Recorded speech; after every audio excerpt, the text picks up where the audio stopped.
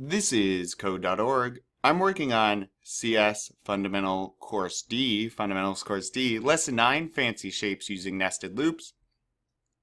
Puzzle 5. Use your new skills to quickly draw the last row of windows for this building. The windows are 20 pixels square, each 20 pixels apart. Okay. And they want us to do this within 6 blocks. Tricky. Well, let's go ahead and put down the code for our first window. Once I move forward, and it's at 20, so I'm going to change that to 20. And then it looks like I'll need to turn right. Now I'm going to move forward again by 20. And then I'm going to need to go right. And now I'm going to go forward again. 20. And that should be 3 sides. Let's test. I turned the wrong way. So I'm going to switch these to left.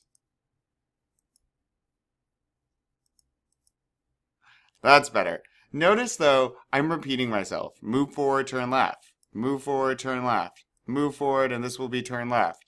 So let's get rid of this stuff. How many sides are on a window? 4. So it's a rectangle. I'm going to use a repeat. Everything inside of this pink block now is going to go 4 times. So I'm going to move forward, turn 90, boop, go back to the dot, forward 90, boop, and it should run it 4 times. I got myself a window. Now what?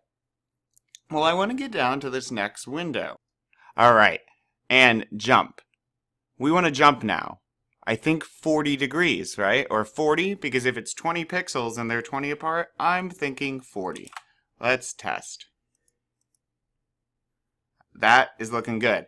Now, we want to repeat this to draw multiple windows and then jump after we're done. So I can put all of this in another repeat. And let's just draw 3 windows for now to test it out. Perfect. 4, 5, 6, 7, 8. Oh, this one was tricky.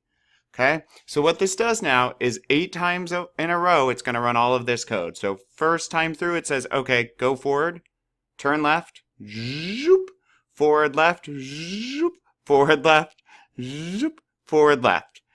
And once it's run 4 times, it now drops below. We'll be here, and we jump 40 to the next one, hits the bottom, zoop, and for the second time, it runs all of this code again. Draws the next window, jumps, and then we should draw all 8 windows. So let's test it. Ta-da! Oh, that one was tricky. So this is what worked for me. Make sure to go back and listen carefully, though, because you really want to understand this so we can make cool stuff. Great, let's keep going.